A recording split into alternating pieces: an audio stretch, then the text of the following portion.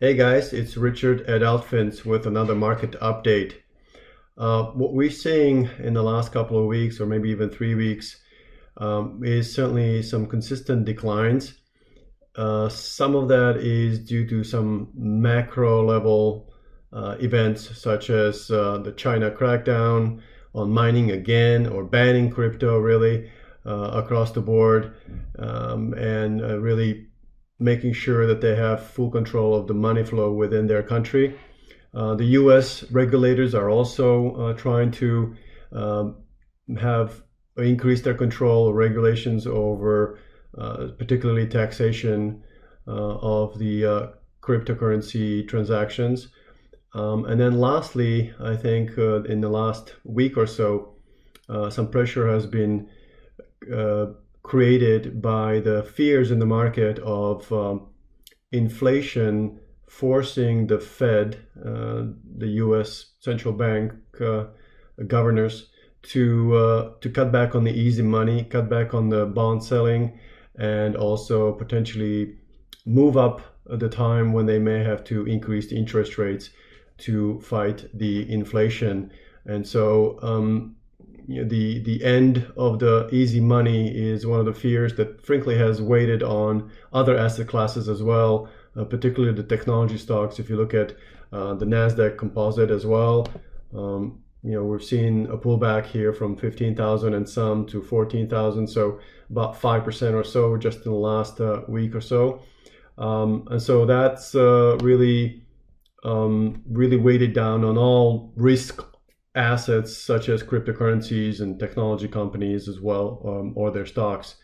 And so with that as a backdrop, I do want to review some of the crypto specific crypto technicals that we're seeing, because I am seeing more and more falling wedge patterns.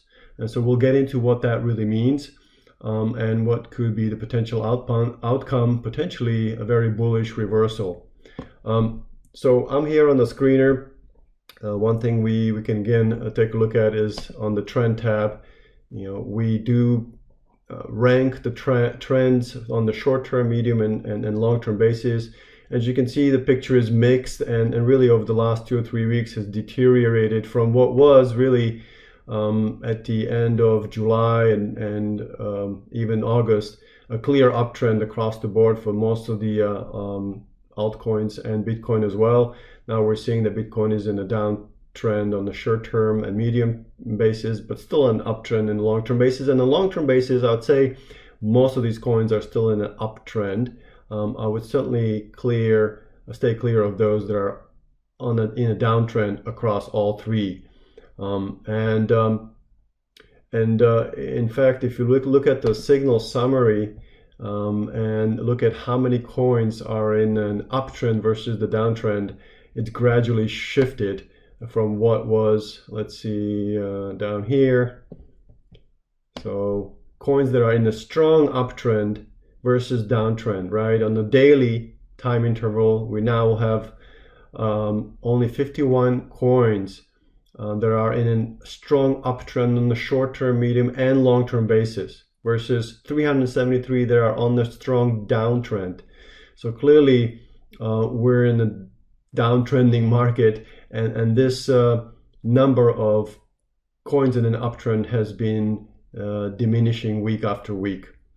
And we have broken through some support levels, particularly breaking through the 200-day moving averages is troublesome. And we saw Bitcoin do that. If we look at the charts, actually, we've seen Bitcoin do that, and Ethereum has not done that yet. As you can see, Ethereum is kind of hovering and bouncing off of the 200-day moving average, which still gives altcoins a glimmer of hope. But we're certainly for Bitcoin. Let's switch to the candlestick chart. For Bitcoin, we really do need to hold this $40,000 level. Ideally, I would be a buyer if it breaks above that 45,000, which is also which is a horizontal resistance level, but also happens to be a 200-day moving average as well. But as you can see, You know, while previously we were making some nice higher highs and higher lows, which are characteristic of an uptrend, we've broken through we've broken those series of higher highs and higher lows, and now we're making lower highs and lower lows. And so we need to see the bottom of that. And what we're seeing now is some, I guess, the downtrend turning into a bit of a sideways action. And specifically, what I mean by that is when we go to the signal summary, these are, I'm sorry, not signal summary, but curated charts.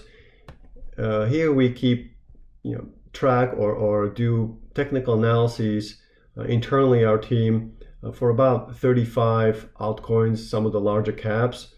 And what we're seeing gradually in the last couple of days, we're detecting a falling wedge pattern right here. VeChain, falling wedge. Engine coin, falling wedge. Filecoin, falling wedge. EOS, falling wedge, and so on and so forth. So let's take a look at what that looks like and what that means. So here's a chart of a VeChain, right? You've got a falling wedge pattern here emerging, which let's go ahead and actually look at the definition. You can go to our knowledge base and find the definition of a lot of these patterns actually under the pattern section, chart patterns, and then you can look up the one we're looking at here, falling wedge, rising wedge, falling wedge right here. So what is a falling wedge? It's two converging lines slanted downwards. Usually forms after a downtrend, which we are for most of these altcoins in a downtrend, and suggests a potential bullish reversal in the original downtrend. And so what that means is that the sellers are still in control. They're pushing every time the price is bought up by the bulls. The sellers overwhelm them, but they're pushing them down, pushing the buyers down to lower and sort of buy less and less. So the down swings are getting less and less extreme, which suggests that the sellers are getting less aggressive and the buyers are stepping up. And so that could lead to a reversal. And if we continue reading here, that the falling wedge can also appear in an uptrend, but for the most part we are talking about a downtrend currently. So either way, falling wedge typically results in a bullish breakout. And falling wedge tends to be a more reliable indicator than a rising wedge. So statistically, what our historical data shows that falling wedge tends to be about 65 to 70% right, the success rate of the breakout. Right now, typically, and in terms of how to trade it, it says here, we say here that when the price breaks the upper trend line, the price is expected to trend higher, right?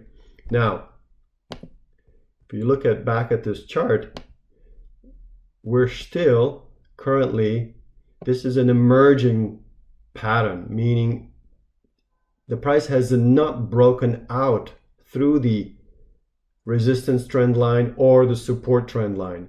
The price has been bouncing between these two, but it is sort of the swings are getting smaller and smaller.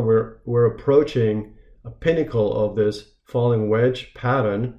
And so I'd say in the next few days, we'll know what happens next, whether we break out bullishly or we break down bearishly, right? And really until then, you could try to swing trade between the resistance and support line. But like I said, we're kind of in late stages of this pattern, emerging pattern.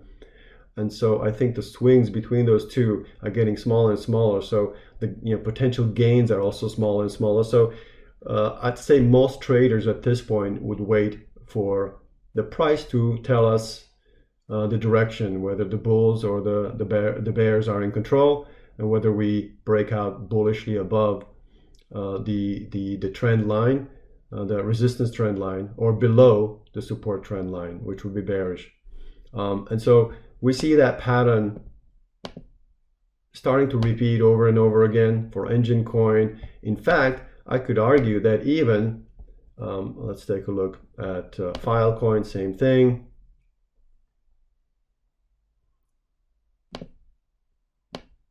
Right? Yep. And in fact, we could argue that even, I noticed that Bitcoin is kind of forming a falling wedge. If you connect these high points here and the low points here, you'll have two downward slanted lines, but they are not parallel. If they were parallel, that would be a down channel, but they're actually not quite parallel. The support line is actually starting to flatten out, which is the indication that the buyers are, stepping up at that 40,000 level in this case. So that's a support level that really needs to hold, and we could be looking at a bullish reversal for a lot of these coins, and really for the entire market if that happens. So that's it's a positive trend right now. Clearly it's trending down, but like I said, we are approaching that decision time, that pinnacle of the wedge, and I think in the next few days or a week or so we'll know the outcome, and we may start moving into a sideways channel, start trading sideways and build a base, similar to what happened really after the last, if you recall, in May or so, we had a sharp pullback and then we built a big base. Let's see, I suppose we can look at Ethereum as well at the longer time frame here, right? We had a sharp pullback here in May, all the way down to very painful $1,700 or so, and then it was just kind of sideways trading, building base, and as they say, the bigger the base, the bigger the pop. And so I think that we've given up a lot of the gains here. We may start going sideways here, still at higher levels than the lows of May or June.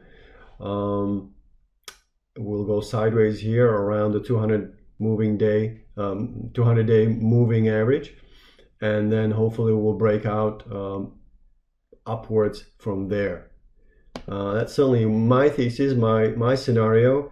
But again, there's a 30-35% chance that it could be a bearish breakout and we could go lower. So at this point, keep some powder dry, wait patiently for the market to give us the direction. Try not to anticipate at this point, and just wait for that breakout. Also, by the way, you can find such falling wedge patterns emerging on the patterns section right here.